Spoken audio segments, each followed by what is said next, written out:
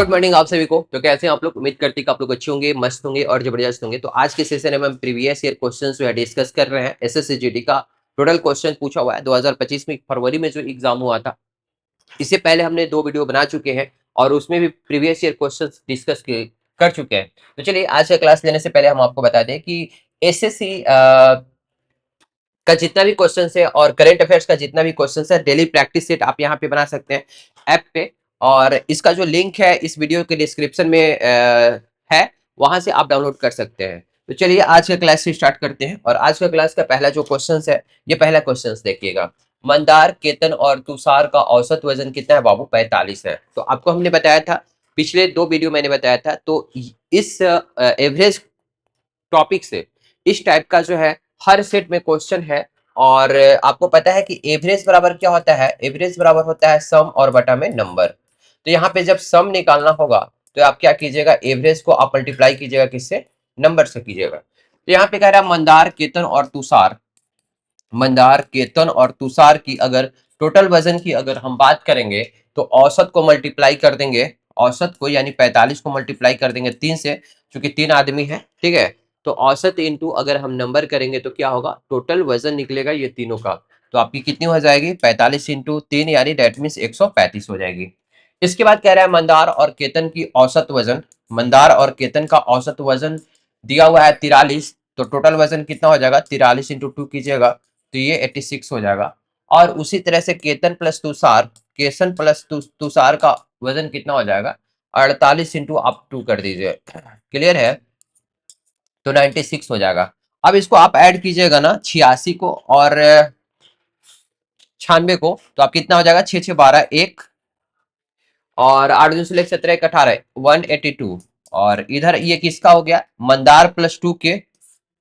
देखिए ना, यहाँ पे ये दोनों को ऐड कीजिएगा तो मंदार प्लस 2 के प्लस तुषार का आएगा m प्लस 2 के प्लस 3। अब देखिए, अब इसमें से अगर ये घटा दीजिएगा तो के बचेगा, यानी केतन का वजन बच जाएगा। तो केतन का वजन कितना हो जाएगा? 182 में से आप घटा दीजिए 135, ठीक है। तो आपकी कितनी आ जाएगी बाबू? 47 आ जाएगी, ठीक है। यहाँ पे कितनी आ जाएगी?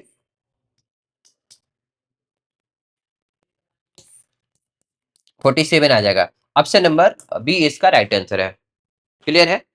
देखिए बहुत इजी क्वेश्चन है। आते हैं क्वेश्चन नंबर 2 पे। क्वेश्चन नंबर 2 कह रहा है कि एक कार्य को 20 पुरुष है या यहाँ पे दिया हुआ है। इस तरह का पैटर्न पे 2 क्वेश्चंस पूछता है, एक या रहेगा या फिर एक तथा रहेगा, ठीक है। तो यहाँ पे या कह रहा है कि 20 पुरुष या 30 महिला या 50 लड़के एक दिन में पूरा कर सकते हैं, ठीक है। और 2 पुरुष और 5 लड़के एकांतर दिनों में कार्य करते हैं। एकांतर करने का मतलब कि अल्टरनेट काम करते हैं। पहला दिन 2 पुरुष काम करता है तो अगला दिन 5 लड़का काम करता है, फिर अगला दिन 2 पुरुष काम करता है और 5 लड़का अगला दिन काम करता है। और कह रहा है कि 6 महिला सभी दिन कार्य करती है, यानी 6 महिला जो है ये दोनों का सपोर्ट कर रही है, क्लियर? तो कह रहा है कि यदि पुरुष पहले दिन कार्य शुरू करते हैं तो कार्य कितने दिन में पूरा होगा? देखिए इस तरह का क्वेश्चंस बनाने के लिए पहले हम इफिशियंसी का अनुपात निकालेंगे कि मैन का, वोमेन का और बॉयज का इफिशियंसी का अनुपात कितना है। और अनुपात निकालने के लिए 2-3 मेथड है, कोई भी मेथड जो आपको सबसे इजी लगेगा वो आप चूज कर लीजिए। जैसे 20 आदमी है और 30 वोमेन और 50 बॉयज जो है ये बराबर है, क्लियर? तो सबसे जो बेस्ट मेथड है ना, यहाँ पे रेशियो निकालने के लिए, मैन, वोमेन का और बॉयज का रेशियो निकालने के लिए सबसे बेस्ट मेथड है कि आप 20 का, 30 का और 50 का एलसीएम ले लीजिएगा। तो आप कहिए कि इसका एलसीएम क्या होगा? 300 होगा, क्लियर? तो 300 होगा, 300 को 20 से डिवाइड कीजिएगा तो यहाँ पे आएगा 15। और 300 को 30 से डिवाइड कीजिएगा तो 10 आएगा। और 300 को 50 से डिवाइड कीजिएगा तो 6 आ जाएगा। यानी कि यहाँ पे मैन, वोमेन और बॉयज का इफिशियंसी का अनुपात जो होगा 15:10:6 होगा, क्लियर?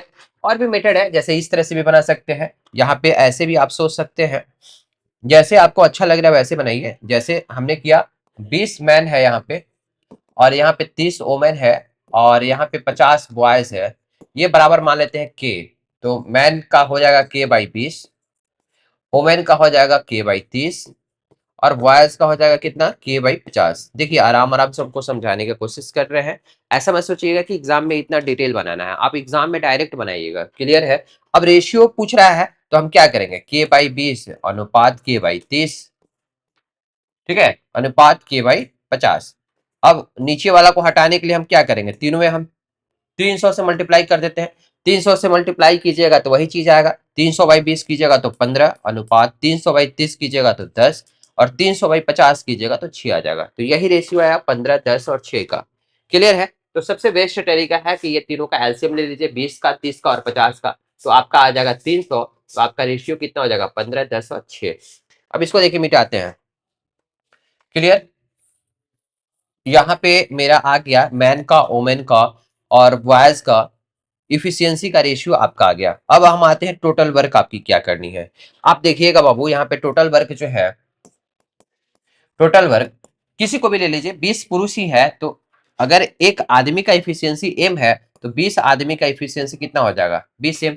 यानी कि एक दिन में 20 एम काम हो रहा है, और काम कितना दिन में खत्म कर रहा है, एक दिन में, तो एक से मल्टीप्लाई कर देंगे। आप लोग टोटल वर्क के लिए एक ही फॉर्मूला बताएं कि टोटल वर्क इक्वल टू क्या होता है, इफिशियंसी और इनटू टाइम। तो इफिशियंसी आपका ये है और ये टाइम इसका ये है, और 20 एम के जगह पे आप 15 पुट कर दीजिए, चूंकि एक आदमी का इफिशियंसी जो है 15 है, तो आपकी हो जाएगी टोटल वर्क 300। ये आपकी टोटल वर्क है। अब देखिए बाबू कह रहा है कि पहला दिन जो काम स्टार्ट कर रहा है, 2 पुरुष काम कर रहा है, और अगला दिन जो है 5 लड़का काम कर रहा है, लेकिन 6 महिला जो है दोनों का सपोर्ट कर रही है। यानी पहला दिन 2 आदमी और 6 महिला काम कर रही है, 6 महिला काम कर रही है, और अगला दिन 5 लड़का और 6 वुमेन काम कर रही है। यहाँ पे वुमेन होगा। क्लियर है? यहाँ पे पहला दिन जो काम कर रहा है, 2 आदमी और 6 वुमेन काम कर रही है। क्लियर? अच्छा एक चीज देखिए कि यहाँ पे एक आदमी का एफिशिएंसी अगर 15 है, एक आदमी का इफिशियंसी अगर 15 है बाबू, तो 2 आदमी का इफिशियंसी कितना हो जाएगा, 30 हो जाएगा। उसी तरह से एक महिला की इफिशियंसी अगर 10 है, तो 6 महिला का इफिशियंसी कितना हो जाएगा, 60 हो जाएगा। तो पहला दिन कितना हो जाएगा, 30 और 60, 90 काम हो जाएगा पहला दिन। और दूसरे दिन की अगर बात करेंगे, तो एक अगर लड़का का इफिशियंसी 6 है, तो 5 लड़का का इफिशियंसी कितना हो जाएगा, 6 × 5 = 30। और एक महिला का एफिशिएंसी अगर 10 है, तो 6 महिला का एफिशिएंसी कितना हो जाएगा, 60 हो जाएगा। यानी दूसरे दिन भी 60 और 30 कितना काम हो गया, 90 काम हो गया। सबको समझ में आ रहा है? अब देखिए 2 दिन की अगर हम बात करें, 2 दिन का अल्टरनेट लेके चलते हैं, तो 2 दिन में कितना काम हो रहा है, 90 और 90, 9 दिन 18 काम हो रहा है, 180 काम हो रहा है। क्लियर? लेकिन आपको काम कितना करना है, 300 काम करना है। तो यहाँ पे तो 180 काम हो गया। और अगर इसमें कितना से मल्टीप्लाई करें, इसमें कितना से आप मल्टीप्लाई कीजिए कि 300 के या तो बराबर आए या फिर 300 से कम होना चाहिए। तो अगर इसमें हम 2 से मल्टीप्लाई करते हैं, तो 18 दूनी 36, यानी कि 360 हो जा रहा है, और काम तो करना था 300 ही काम। तो इसी तरह से छोड़ देते हैं, 2 दिन में आपका 180 काम हो गया। फिर अगला दिन अगर काम होगा, तो 2 आदमी और 6 वोमेन काम करेगी, और कितना काम कर देगी, 90 काम कर देगी। एक दिन और इसमें काम होगा, डेट मीन्स 3 दिन हो गया, तो यहाँ पे काम कितना हो जाएगा, 90 काम हो जाएगा, यानी 270 काम पूरा हो गया। अब जो है 300 काम करना था और 270 काम हो गया, तो रेस्ट कितना काम बचा बाबू, 30 काम बचा। अच्छा 30 काम बचा, लेकिन अगले दिन अगर 5 लड़का और 60 वोमेन जो है काम करती है, तो 90 काम कर देती है। लेकिन 90 तो काम करना नहीं है, काम तो हमारा कितना बचा हुआ है, 30 ही काम बचा है। 90 काम करता है एक दिन में, लेकिन 30 काम करना है, तो कितना टाइमिंग लगेगा, 30/90, डेट मीन्स 1/3 दिन। यानी दिन का 1/3 काम, 1/3 दिन और लगेगा। तो पहले यहाँ पे 3 दिन था, और 1/3 और, डेट मीन्स 3 से ही 1/3 दिन लगेगा टोटल काम करने में। ऑप्शन नंबर इसका डी होगा राइट आंसर। ठीक है, बहुत इजी क्वेश्चन है, इतना लंबा करने का कोई जरूरत नहीं, बस समझाया हाँ आपको, एकदम बेसिक से तोड़ तोड़ को स्टेप वाइज स्टेप समझाया है। आते हैं नेक्स्ट क्वेश्चन पे। हमारा ये क्वेश्चन जो है बहुत इजी क्वेश्चन है, और ये भी एग्जाम का पूछा हुआ है। सारे के सारे क्वेश्चन जितने भी 20 क्वेश्चन है एग्जाम का पूछा हुआ, और इसी साल का पूछा हुआ, 2025 का फरवरी में जो एग्जाम हुआ था, एक ही शिफ्ट का सारा क्वेश्चन है। यहाँ पे विक्रैमुल जो है 7,392 है, और प्रॉफिट जो हो रहा है कितना परसेंट का हो रहा है बाबू, 32% का। तो कह रहा है कि सीपी निकालना है। तो आपको पता है सीपी बराबर क्या होता है, एसपी इंटू 100, फॉर्मूला से ही आपको बनाते हैं, और आप रेशियो से भी बना सकते हैं। लेकिन जो सबसे बेस्ट डाटा ही इतना सिंपल है, तो आपको क्या ज्यादा लेंदी करने की कोई जरूरत नहीं है। तो आपका सीपी जो है बराबर होता है एसपी इंटू 100 और बटा में 100 प्लस प्रॉफिट। प्रॉफिट हो रहा है, लॉस होता तो माइनस एल करते, माइनस लॉस कर देते। तो आपकी कितनी है 7,392 और बटा में 100 प्लस 32 यानी 132 और ऊपर में 100 कर देंगे। इसको आप काट दीजिए, 11 से काटिएगा तो 11 इंटू 12 132 होता है, तो 12 यहाँ पे बचेगा। और इसको 11 से काटिएगा तो 6 मट में 66 और 7 बचेगा तो 77, 11 7 77, ठीक है। 2 बचेगा फिर 2 मट में कटेगा। इसको 12 से काटिएगा तो 12 5 60 और 12 6 72, तो 56 इंटू 100, 5600 आंसर आ जाएगा। ऑप्शन नंबर 3 इसका राइट आंसर होगा। बहुत इजी क्वेश्चन है, इतना कैलकुलेशन बस आपको समझा रहे हैं स्टेप वाइज, लेकिन आप अगर फास्ट कैलकुलेशन करते होंगे तो विद इन सेकेंड आपसे ये क्वेश्चन बन जाएगा। क्लियर है? चलिए आते हैं नेक्स्ट क्वेश्चन पे। आपका जो क्वेश्चन नंबर 4 है, ये तो बहुत इजी क्वेश्चन है। कह रहा है कि x का 2%, x का 2% 348 है, तो x का वैल्यू फाइंड आउट करना है। 2% का वैल्यू फ्रैक्शन में कितना होता है, 1/50 होता है। तो आप x बराबर 50 से मल्टीप्लाई कर दीजिए, 348 को 50 से आप मल्टीप्लाई कीजिएगा तो 17,400 आ जाएगा, है ना। तो इसको तो डायरेक्टली आप बना सकते हैं। देखिए x का 2% के जगह पे लिख दीजिए 1/50 बराबर 348, तो x बराबर क्या हो जाएगा 348 इंटू 50, तो 17,400 आपका आंसर हो जाएगा। ऑप्शन नंबर ए इसका राइट आंसर।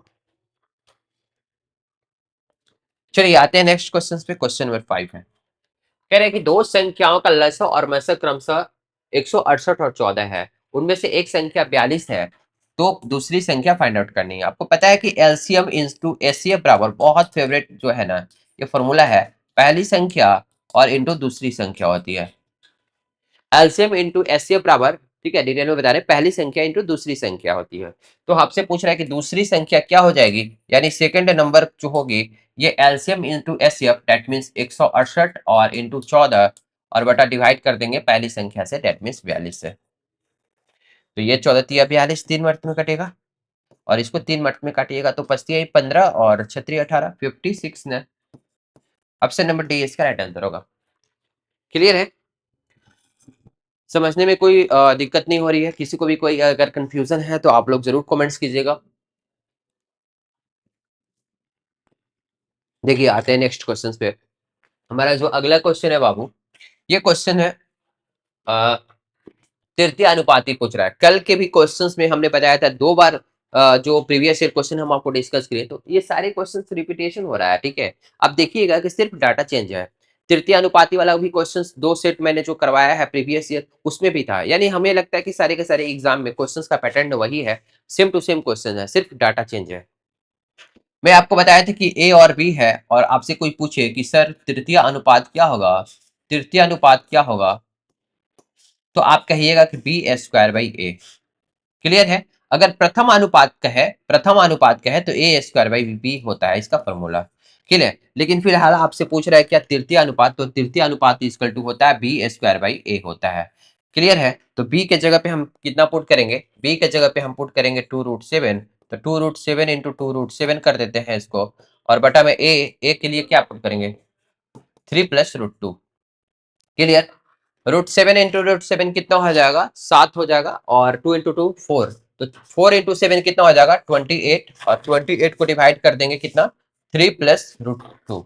अब परिमेयकरण करेंगे, चूंकि नीचे में रूट नहीं होना चाहिए सबको पता है, तो परिमेयकरण करने के लिए क्या करते हैं, इसके कंजुगेट से नीचे और ऊपर मल्टीप्लाई करते हैं, यानी कि 3 - √2 से नीचे और ऊपर जो है ये मल्टीप्लाई कर देंगे।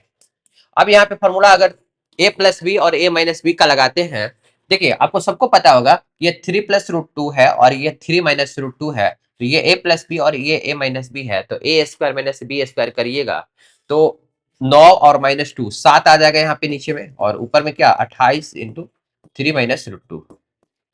ये 4 से कट जाएगा ना, 4 से कटेगा तो आपका आंसर कितना हो जाएगा 4 इंटू 3 - √2। दैट मीन्स इसका ऑप्शन कौन सा होगा, ऑप्शन नंबर सी इसका राइट आंसर है। अरे समझ में कोई कंफ्यूजन नहीं है? चलिए आते हैं नेक्स्ट क्वेश्चन पे। क्वेश्चन नंबर 7 कह रहे हैं कि किसी मूलधन पर 8% वार्षिक दर से 4 वर्षों की अवधि के लिए साधारण ब्याज 824 रुपया है, तो मूलधन ज्ञात कीजिए। बहुत इजी क्वेश्चन है। पहले साल 8% मिल रहा है, एक साल में 8%, तो 4 साल में कितना मिल जाएगा, क्या हो जाएगा जी, पहले साल अगर 8% मिल रहा है तो दूसरे साल भी 8%, तीसरे साल भी 8%, चौथे साल भी 8%, यानी 4 साल में आपको हो जाएगी 32%। और 32% का वैल्यू जो है बाबू क्वेश्चंस में दिया हुआ है 832। तो 1% का वैल्यू कितना हो जाएगा? 832। 832 नहीं, यहाँ पे 824 है बाबू, ठीक है, 824 यहाँ पे दिया हुआ है क्वेश्चंस में। 824, तो 1% का वैल्यू 824 को हम 32 से डिवाइड कर देंगे, तो 100% का वैल्यू कितना हो जाएगा? 100 से मल्टीप्लाई कर देंगे, यही आपका आंसर हो जाएगा। क्लियर? इसको 2 से काटिएगा तो ये 16 हो जाएगा, और ये 4 1 2 412। क्लियर? अब ये 16 को हम लिखते हैं 4 × 4, अगर लिखिएगा तो ये 25 मिनट में काट दीजिए, और इसको जो है ये काटिएगा तो 4 × 4 और 4 × 12 103। तो आपका कितना हो जाएगा? 103 × 25 कीजिएगा, 103 × 25 कीजिएगा तो बाबू लास्ट डिजिट बचती है 15, यानी ऑप्शन नंबर डी इसका राइट आंसर होगा। क्लियर? आते हैं नेक्स्ट क्वेश्चन पे। कह रहा है कि निम्नलिखित छूट योजनाओं के तहत 1500 रुपये अंकित मूल्य वाली एक पुस्तक विक्रय मूल्य के बीच में कितना अंतर होगा? ठीक है, अंकित मूल्य है आपका 1500, और कह रहा है कि दो तरह का डिस्काउंट, पहले डिस्काउंट में कह रहा है कि 20% की दो क्रमिक छूट दे रहा है, और दूसरे वाले में कह रहा है कि 30% और 10% की दो क्रमिक छूट दे रहा है। तो दोनों के बीच में कितना का डिफरेंस होगा? तो सबसे पहले देख लेते हैं कि इक्विवेलेंट छूट कितना होगा।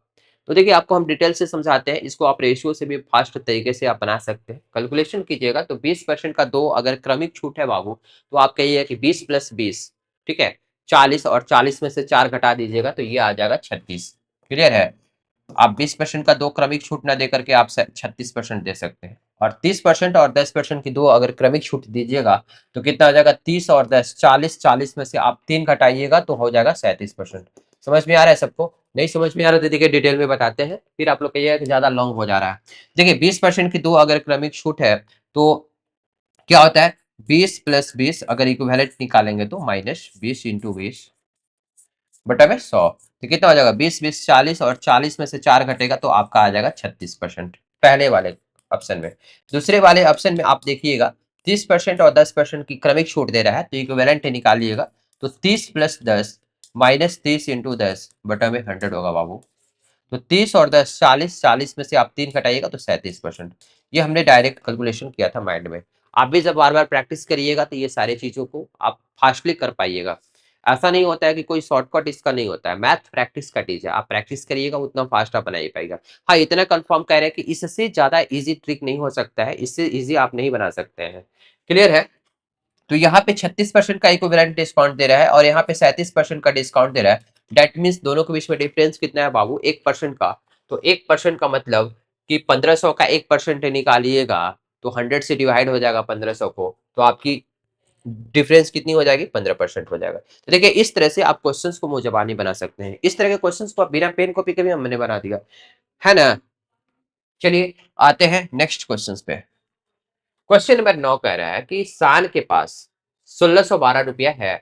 उसने इसे अपने पुत्रों पीयूष और मनोज के बीच में बांट दिया तथा उन्हें इसे वार्षिक रूप से चक्रवृद्धि होने वाले 8% ब्याज पर निवेश करने को कहा। ठीक है, शान जो है अपने दो पुत्रों को पीयूष और मनोज को 1612 रुपया बांट दिया, और उसको बोला कि 8% रेट ऑफ इंटरेस्ट के हिसाब से चक्रवृद्धि ब्याज पर आप बैंक में जाकर के जमा कर दो। ठीक है, और वो देखता है कि पीयूष और मनोज को क्रमशः, यानी पीयूष 12 साल के बाद और मनोज जो है 13 साल के बाद समान धनराशि प्राप्त होती है। डेट मीन्स मिश्रधन दोनों को बराबर मिलता है। तो कह रहा है कि शान को पीयूष को कितनी राशि दी थी? सेम क्वेश्चन जो हम दो वीडियो डाले हैं, आप देखिएगा। प्रीवियस ईयर का क्वेश्चन जो है सेम टू सेम, सिर्फ डाटा चेंज किया है, पैटर्न वही है। तो हम आपको बता रहे हैं ना कि प्रीवियस ईयर क्वेश्चन जरूर आप सॉल्व कीजिए, क्वेश्चंस का पैटर्न सेम रह रहा है। देखिए, हम मान लेते हैं कि 1600, देखिए बहुत इजी क्वेश्चन है, आप ऐसे इसको फास्ट तरीके से बना सकते हैं। 1612 रुपया था शान के पास, तो पहले बेटे को यानी पीयूष को, और यहाँ पे मनोज को, अगर ये x रुपया दे रहा है और मनोज को y रुपया दे रहा है, तो आप कह सकते हैं कि x + y का वैल्यू कितना है? x + y का वैल्यू 1612 रुपया है। और आपको पता है कि अमाउंट जो है, धनराशि जो है, मिश्र धन बराबर होता है मूलधन इंटू 1 + r बटा में 100 की power n, that means 3। Clear है? तो अगर आप पीयूष को x रुपया में दे रहा है, यानी मूलधन ये x रुपया ले लेते हैं, और +1 + रेट ऑफ इंटरेस्ट दिया है 8%, 8/100 के पावर एन, एन का वैल्यू 12 है, 12 साल के पास जो मिश्रधन मिल रहा है, ठीक है, मनोज को मिल रहा है वाई, तो वाई इंटू 1+8/100 और पावर 13 कर देंगे, क्योंकि ये 12 साल के बाद और मनोज का 13 साल के बाद मिश्रधन जो है ये बराबर हो जाता है, तो मिश्रधन का फॉर्मूला इधर भी लगा दिया और इधर भी लगा दिया। क्लियर है। अब हम करेंगे, इसको काटिएगा तो 4 दूनी 8 और ये 25 में कटेगा, 25 चौके 100 होता है, तो 25 एलसीएम लीजिएगा तो 25 और 2 27 हो जाएगा, तो x 27/25 के पावर आप कर दीजिए 12 और यहाँ पे y 27/25 कर दीजिए और पावर कर दीजिए 13, 13 में से 12 जाएगा तो 1 बचेगा, तो यहाँ पे जो रेशियो आया बाबू x/y का कितना आ गया, देखिए 27/25 यहाँ पे भी, 27/25 यहाँ पे भी है, इसके नीचे में ले जाइएगा, ठीक है, 13 - 12 1 बचेगा, डेट मीन्स रेशियो कितना हो जाएगा 27/25। क्लियर।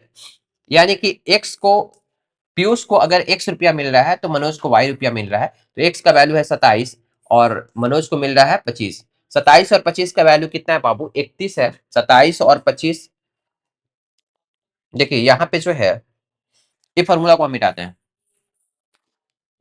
आप कहिए कि 27 और 25 कितना होता है, 25 दूनी 50 और 2 52, 52, लेकिन क्वेश्चन में कह रहा है कि इसका वैल्यू कितना है 1612 है, तो एक का वैल्यू कितना हो जाएगा, 1612 को 52 से डिवाइड कर दीजिएगा, तो देखिए कितना मिनट में कट रहा है, 3 और 1 31, 31 मिनट में ये कट जाएगा, ठीक है, 31 मिनट में कट रहा है। तो पूछेगा कि शान ने पीयूष को कितनी धनराशि दी, तो पीयूष को कितनी धनराशि दिया था x, और x का वैल्यू कितना है 27, ठीक है, तो 27 का वैल्यू कितना हो जाएगा, 27 × 31 आप कर दीजिए, ठीक है, जल्दी से आप आंसर बताइए कितना हो जाएगा।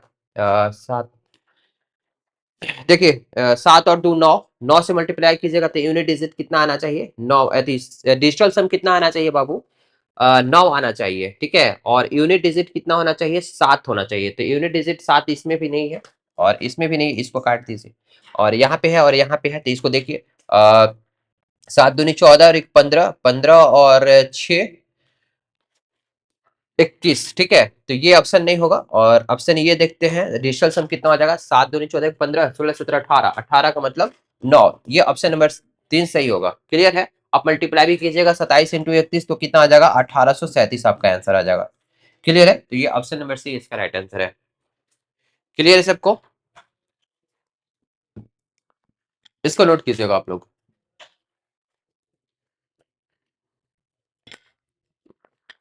आते हैं नेक्स्ट क्वेश्चन पे।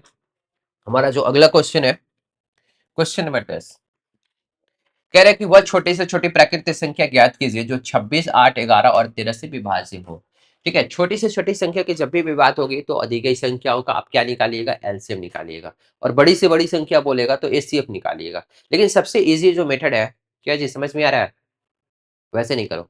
चलो देखो, यहाँ पे छोटी से छोटी संख्या की अगर बात करेंगे तो अगर ऑप्शन को भी आप अगर देखिएगा कि कौन सा ऑप्शन जो है दी गई चारों संख्या से कट जा रहा है, वही आपका आंसर सही होगा। क्लियर है, तो आप देखिएगा कि 13 से कटने वाला फिर या फिर 11 से कटने वाला, हम 11 को ही पकड़ते हैं, ठीक है, तो देखिए ये जो है 2 और 1 3 और एक 11 से नहीं कट रहा, ये भी नहीं होगा, और ये 6 1 7 7 और ये 3 यानी 4, दोनों का डिफरेंस है, ये भी 11 से नहीं कटेगा, और ये 2 और 9 7 डिफरेंस हो रहा है, ये भी 11 से नहीं कटेगा, सिर्फ ये 11 से कट रहा है, क्योंकि 4 1 5 और 4 1 5 दोनों का डिफरेंस कितना है, 0 आ रहा है, डेट मीन्स 11 से कट रहा है, तो ये ऑप्शन आपका राइट आंसर हो जाएगा। तो इस तरह से आप फास्ट तरीके से बना सकते हैं। आप देखिए, सबसे बेस्ट मेथड मैं बता रहा हूँ कि 26 से भी कटना चाहिए, 8 से भी कटना चाहिए, 11 से भी कटना चाहिए और 13 से भी कटना चाहिए।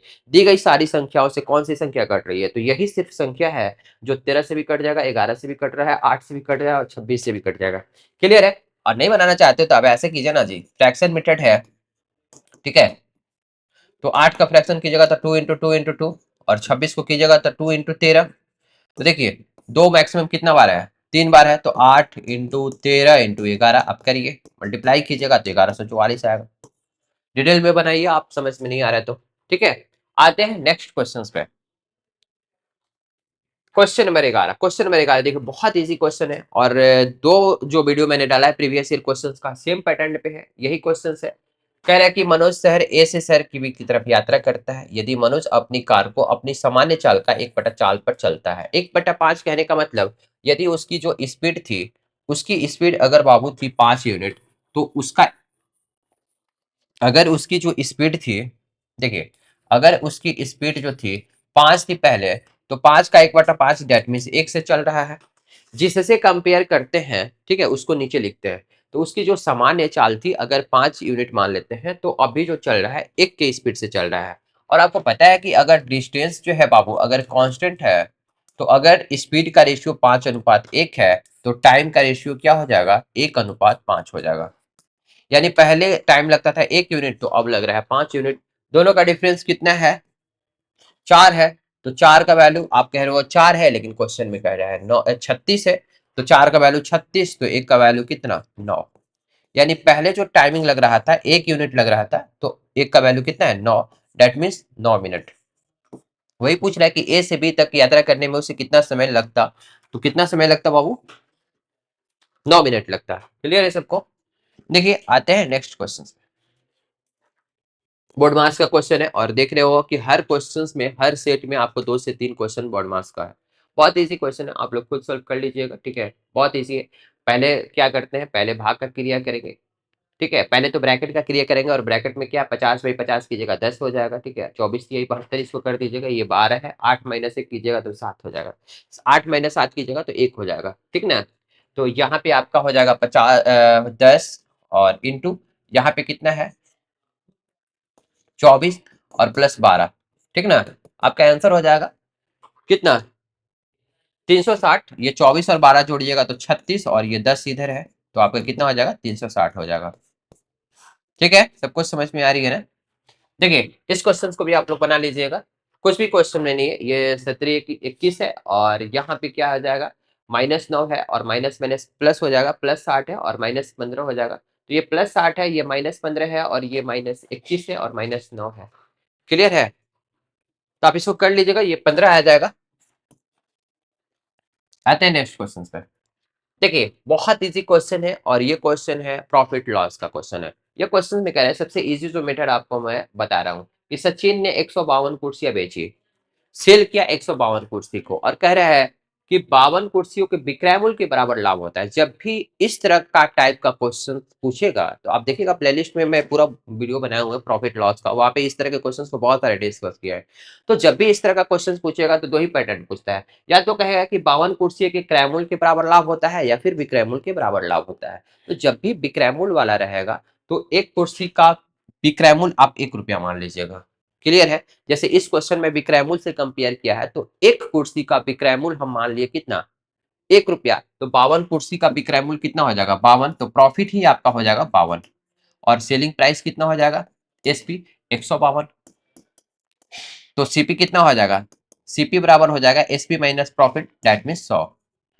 क्लियर। तो परसेंटेज प्रॉफिट पूछ रहा है, सीपी आपका 100 रुपया है, प्रॉफिट हो रहा है 52 रुपया, तो प्रॉफिट कितना होगा, परसेंटेज प्रॉफिट 52%। इस तरह के क्वेश्चन को बनाने की कोई जरूरत नहीं है, आप मुंह जबानी भी बना सकते हैं। क्लियर है, सबको समझ में आ रहा है बाबू। मैंने एक बार फिर से हम आपको रिपीट करते हैं कि जितने कुर्सियों के बराबर विक्रय मूल्य होता है, तो एक कुर्सी का विक्रय मूल्य अगर हम 1 रुपया मानते हैं, तो 52 कुर्सी का विक्रय मूल्य कितना हो गया, 52, यानी 52 रुपया होगा, और सेलिंग प्राइस 152 हो जाएगा। तो सेलिंग प्राइस 152 है और प्रॉफिट 52 है, डेट मीन सीपी कितना रहा होगा, 100 रहा होगा। 152 में से 52 घटाइएगा तो परसेंटेज प्रॉफिट क्या हो जाएगा, 52%। चलिए देखते हैं नेक्स्ट क्वेश्चन को। ये जो क्वेश्चन है थोड़ा सा टफ क्वेश्चन है। कह रहा है कि एक विश्वविद्यालय में 500 फैकल्टी मेंबर्स केवल पुरुष और महिला है, जिसमें 60% महिला है। बहुत इजी क्वेश्चन है, और इस तरह का क्वेश्चन जो है ना, थोड़ा सा हमें लगा कि ज्यादा डाटा दिया हुआ है, बट देखिए इजी वे में आप इसको कैसे, आराम से पढ़ाई करो ना, डिस्टर्ब नहीं। इधर देखो, बैठो, क्लास में बात नहीं करो। देखो 60% जो है महिला है, 60% बाबू महिला है, तो पुरुष कितना रहा होगा, 40% रहा होगा। तो हम लिख सकते हैं ना कि 60 + 40 = 100। ठीक है। सबसे इजी मेथड हम आपको बता रहे हैं, 0 से 0 काट दीजिए दोनों साइड, और 2 से काटिएगा तो आप लिख सकते हैं 3 + 2 = 5। सबसे बेस्ट मेथड है। तो इसके बाद हम क्या करें कि महिलाओं का औसत लंबाई 162 है, तो 162 इसमें आप मल्टीप्लाई कर दीजिएगा, और कह रहा है कि पुरुषों की औसत लंबाई 168 है, तो ओवरऑल पूछ रहा है कि ओवरऑल औसत लंबाई कितना होगा, तो मान लेते हैं एक्स। अब इसको कैलकुलेट कीजिएगा ना, तो यहाँ से आप एक्स का वैल्यू फाइंड आउट कर लीजिएगा। 162 को आप 3 से मल्टीप्लाई कीजिएगा और 168 को 2 से मल्टीप्लाई कीजिएगा और 5 इंटू एक्स कीजिएगा, ठीक है, इसको ऐड कीजिएगा, 5 से डिवाइड कीजिएगा, तो एक्स का वैल्यू यहाँ से निकल जाएगा। क्लियर है? लेकिन इससे भी इजी आपको मेथड बताते हैं, सबसे इजी मेथड आप यहाँ पे लिख सकते हैं। यहाँ पे मैंने लिखा, क्या लिखा बाबू, 3+2=5। 3+2 कैसे लिखे ये बताते हैं। देखो, ये 60% महिला है और 40% पुरुष है, तो लिख सकते हैं कि 60+40=100। अब देखिए, इसको 20 से काटिएगा, 20×3=60 और 20×2=40, 20×5=100, यानी 3+2=5 मैंने डायरेक्ट यहाँ पे लिख रहा हूँ। और दोनों में जो कम वैल्यू है ना, 162 और 168 है, तो हम बेस वैल्यू को हम मान लेते हैं, बेस वैल्यू हम मान लेते हैं 162, ठीक है। तो अब देखिए, इसमें 162 से मल्टीप्लाई करना था, लेकिन 162 को मैं बेस वैल्यू मान लिया, तो 162 से आप देखोगे कितना ज्यादा है, तो आप कहिए कि जीरो ज्यादा है, तो आप जीरो से इसमें मल्टीप्लाई कीजिएगा।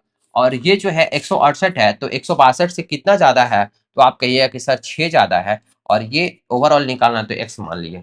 अब जीरो मानने से बेस वैल्यू हमने 162 मान लिया, तो फायदा ये हुआ कि ये टर्म ऑलरेडी मेरा जीरो हो गया, 3 × 0 0 हो गया, है ना। और ये हो गया 6×2 = 12 इक्वल टू 5x, तो x इक्वल टू कितना, 12/5। डेट मीन्स 5×2 = 10 और 2.4। डेट मीन्स ओवरऑल जो औसत है, ओवरऑल लंबाई जो है 2.4 ज्यादा है, किससे, बेस वैल्यू से, यानी 162 से। तो 162 प्लस 2.4 कितना हो जाएगा, 164.4। ऑप्शन नंबर डी इसका राइट आंसर है। सबको समझ में आ रहा है? सबसे एकदम इजी वे में बता रहे हैं, सबसे इजी मेथड यही है, इससे ज्यादा इजी कुछ नहीं हो सकता है, ठीक ना, ये विश्वास रखिए। आते हैं नेक्स्ट क्वेश्चन में। हमारा जो ये क्वेश्चन है मध्यानुपाती, ये क्वेश्चन भी रिपीट कर रहा है, हर सेट में देखने की इस तरह का क्वेश्चन आ रहा है, मध्यानुपाती, तृतीय अनुपाती और प्रथम अनुपाती, ठीक ना। तो मध्यानुपाती जो है ए और बी दिया हुआ है, तो बाबू मध्यानुपाती की जब भी बात करेगा तो क्या होता है, √AB होता है। क्लियर है? दैट मीन्स क्या, ए तो 2.8 है, पॉइंट हटाइएगा तो नीचे 10, और बी है तो 0.7 है, तो पॉइंट हटाइएगा तो नीचे 10, ठीक ना। अब रूट के अंदर क्या करें, देखिए 28 को लिखिएगा 7 × 7, ठीक ना। 28 को आप क्या लिखिएगा, 7 × 4, सॉरी 60 × 4 × 60, और नीचे बता में 100 हो गया, तो दो सात में से एक सात निकालिएगा, और 4 है तो इसका हो जाएगा √2, और बटा में 10 हो जाएगा, ठीक है। 100 का रूट कितना हो जाएगा, 10, तो कितना हो जाएगा, 1.4। ऑप्शन नंबर ए इसका राइट आंसर होगा। इजी क्वेश्चन है, बस इतना कैलकुलेट करने का कोई जरूरत नहीं है, आप फास्ट बनाइएगा तो और फास्ट बना पाइएगा।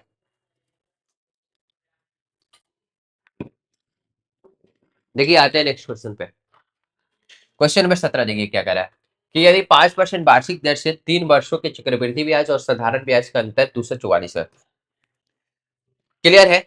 मैंने बताया कि जब भी कंपाउंड इंटरेस्ट की बात हो तो परसेंटेज 5% दिया हुआ है, और 5% का फ्रैक्शन वैल्यू आपको होता है 1/20। 5/100 खींचेगा तो कितना होगा, 1/20। और यहाँ पे 3 साल की बात हो रही है, तो पी का वैल्यू कितना लेंगे, पी का वैल्यू लेंगे 20 का क्यू, डेट मीन 8,000, ठीक है। और 3 साल का डायग्राम यहाँ पे बना देंगे। 8,000 का 1/20 निकालिएगा, तो पहला साल, ये दूसरा साल है और ये तीसरा साल है, तो 8,000 का 1/20, डेट मीन 400 पहला साल इंटरेस्ट मिलेगा, 400 इंटरेस्ट मिलेगा बाबू, ठीक है, 4,000 नहीं 400। क्लियर? 400।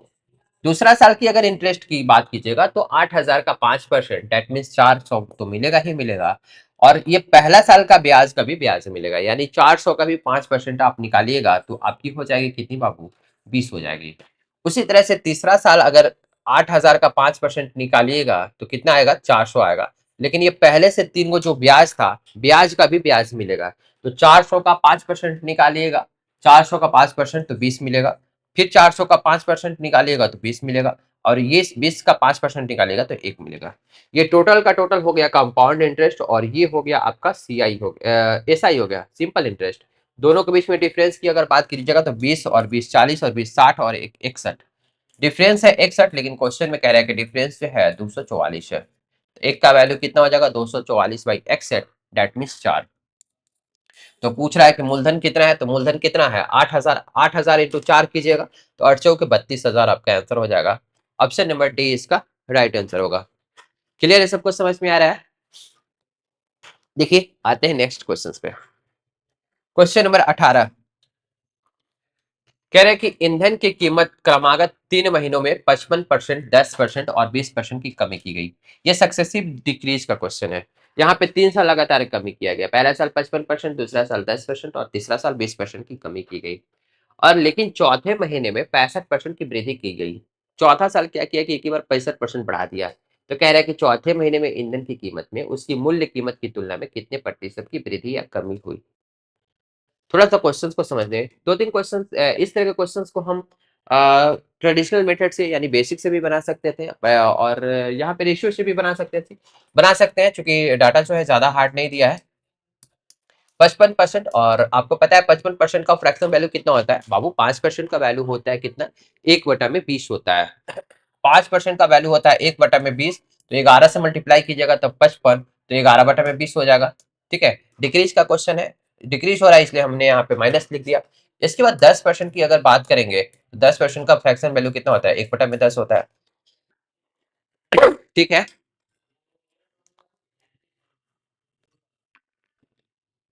इसके बाद क्या कह रहा है क्वेश्चन में? इसके बाद कह रहा है कि 20% की कमी की गई, तो 20% का वैल्यू कितना होता है बाबू? 20% का वैल्यू होता है 1/5। ठीक है, इसके बाद 65% की वृद्धि की जाती है। ठीक है, तो 65%, 5% का वैल्यू कितना होता है बाबू? 5% का वैल्यू होता है 1/20, तो 13 से मल्टीप्लाई कीजिएगा तो 13×5 = 65, तो 65% का वैल्यू हो जाएगा 13/20, और वृद्धि हो रहा है इसलिए हम प्लस लिख दिए। सबको समझ में आ रहा है बाबू? अब देखिए, 20 अगर कीमत था तो 11 घट गया, डैश मीन्स 20 से कितना हो गया? 11 घटेगा तो 9 हो जाएगा। उसी तरह से 10 कीमत था तो 1 घट गया तो कितना हो जाएगा? 9 हो जाएगा।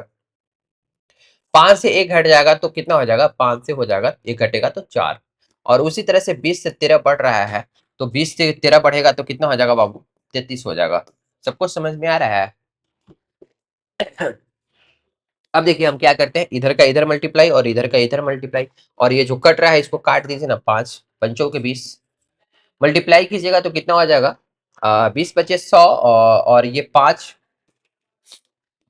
ये कितना हो जाएगा? 20×25 = 100, 5,000 हो जाएगा ना।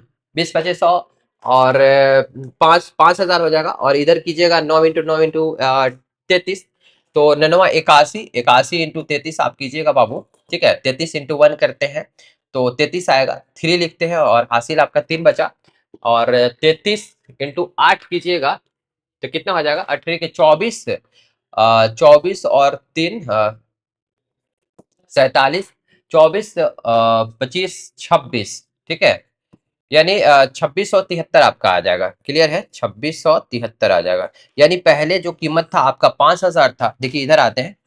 ठीक है, आपको समझने में दिक्कत ना हो, 5,000 पहले कीमत था और बाद में कीमत जो है 26,73 हो जा रहा है। तो डेट मीन्स आपका कितना घट रहा है? परसेंटेज कमी पूछ रहा है कि कितना कमी होगा, तो कमी कितना का हो रहा है? तो आप कहिएगा कि यहाँ पे 10 में से 3 गया तो 7, और यहाँ पे 2 हो जाएगा, और 3 और 2, 2327 रुपया का कमी हो रहा है। ठीक है ना? एक बार फिर से देख लेते हैं, 10 में से 3 गया तो 7, और 9 में से 7 गया तो 2 बचा, और यहाँ पे बचा 9, तो 2327, और कितना पे? 5,000। पहले कीमत कितना था बाबू? 5,000। परसेंटेज निकालने का 5,000 और 100 से मल्टीप्लाई कर दीजिए, 2 जीरो से 2 जीरो आप काट दीजिए। ठीक है, और 50 से डिवाइड करने से अच्छा है कि आप क्या कीजिए, 2 से नीचे ऊपर मल्टीप्लाई कर दीजिए, नीचे हो जाएगा 100। ठीक ना? और 7 दूनी 14, हाथ में लगा 1, और 2 दूनी 4, 1 5, 3 दूनी 6, 46.54, और आपका कौन सा आ रहा है? ऑप्शन नंबर सी इसका राइट आंसर होगा। ठीक है ना? इस तरह से, ये तो सिर्फ आपको समझाने के लिए मैंने किया है, इतना करने की कोई जरूरत नहीं। आप फास्ट बनाइएगा तो डायरेक्ट लिखिएगा, 55% बराबर होता है 21, 11/20, दैट मीन्स 20 से आपका 11 घटेगा तो 9 हो जाएगा। 10% का वैल्यू होता है 1/10, तो 10 से 9 हो जाएगा। उसी तरह से 5 से 4 हो जाएगा, और यहाँ पे 65% का वैल्यू होता है 13/20, यानी 20 से 13 बढ़ेगा तो 33 हो जाएगा। क्लियर है? तो इधर ओवरऑल आपका 5,000 था, इधर 2673। ठीक है, तो कितना घट रहा है? 2327 घट रहा है, कितना पे? 5,000 पे, और परसेंटेज निकालने के लिए 100 से मैंने मल्टीप्लाई किया है। क्लियर है? आते हैं नेक्स्ट क्वेश्चन पे, क्वेश्चन नंबर 19। कह रहा है कि यदि घन के कोरों को 3 गुना कर दिया जाए, इस तरह के क्वेश्चंस को आप डायरेक्ट मुंह ज़बानी बना सकते हैं। घन के कोरों को 3 गुना कर दिया जाए तो उसका आयतन उसके मूल आयतन से कितना गुना हो जाएगा? आपको पता है कि घन का आयतन क्या होता है? घन का आयतन होता है भुजा की पावर क्यूब, यानी एल क्यूब, और कोर उसी को बोला जाता है भुजा को। तो अगर भुजा को तिगुना कर दिया जाएगा तो आयतन भी क्या हो जाएगा? 3 के पावर 3, दैट मीन्स 27 गुना हो जाएगा। क्लियर है? क्योंकि आयतन जो होता है, वॉल्यूम जो होता है, ए क्यू होता है, और ए की जगह पे 3 ए करिएगा तो 3 के पावर क्यू, डेट मीन 27 गुना हो जाएगा। आते हैं लास्ट क्वेश्चन पे, और इस साल का पूछा हुआ लास्ट क्वेश्चन है। कह रहा है कि एक व्यक्ति 78 किलोमीटर प्रति घंटा की चाल से कोलकाता से अहमदाबाद जाता है और फिर मार्ग में उसी मार्ग से एक 91 किलोमीटर प्रति घंटा से कोलकाता वापस आ जाता है, तो पूरी यात्रा के दौरान उसकी औसत स्पीड क्या होगी? तो ये तो क्वेश्चन हर साल देखने की रिपीट कर रहा है प्रीवियस ईयर क्वेश्चन में। जब भी आप V1 से आ रहे हो, V1 की स्पीड से, और V2 की स्पीड से आ रहे हो, तो एवरेज वेलोसिटी क्या हो जाएगा? एवरेज स्पीड क्या हो जाएगा बाबू? एवरेज स्पीड इक्वल टू होता है 2V1 V2 और बटा में V1 प्लस V2। बस इसमें पर पुट कर देना है। सबसे इजी है, 2 इंटू 78 इंटू 91 और बटा में दोनों को जोड़िएगा तो कितना हो जाएगा? 8 और एक 9 और एक 169। ठीक है, 169 13 इंटू 13 होता है, 13 के स्क्वायर होता है 169। इसको काटिएगा तो 13 साते 91 और 13 छके, ठीक ना? तो 7 छक 42 और 42 इंटू 2 कीजिएगा तो कितना हो जाएगा? 84। आपका ऑप्शन नंबर सी इसका राइट आंसर होगा। क्लियर है? तो ये इस सेशन का लास्ट क्वेश्चन था, और प्रीवियस ईयर 2025 का क्वेश्चन पूछा हुआ जितने भी एसएससी में था, ठीक है, तो सारे के सारे क्वेश्चन हम यहाँ पे डिस्कस कर चुके हैं। फिर मिलेंगे आपसे कल के क्लास में। आज के लिए इतना ही, थैंक्स।